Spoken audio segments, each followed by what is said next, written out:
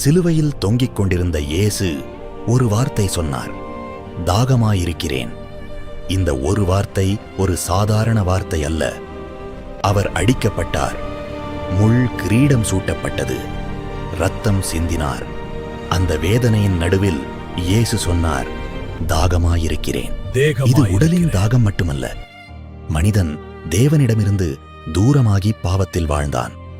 அந்த மனிதனை மீண்டும் தேவனிடம் கொண்டுவர இயேசுவின் இருதயத்தில் ஒரு தாகம் இருந்தது. மனிதன் இரட்சிக்கப்பட வேண்டும் என்ற தாகம். அதனால்தான் சிலுவையில் அவர் தாகப்பட்டார். நாம் உயிர் பெற அவர் தாகப்பட்டார். நாம் மன்னிப்பு பெற அவர் தாகப்பட்டார்.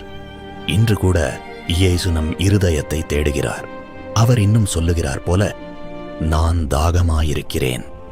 உன் அன்புக்காக சிலுவையில் அவர் தாகப்பட்டார், நாம் இரட்சிக்கப்படுவதற்காக.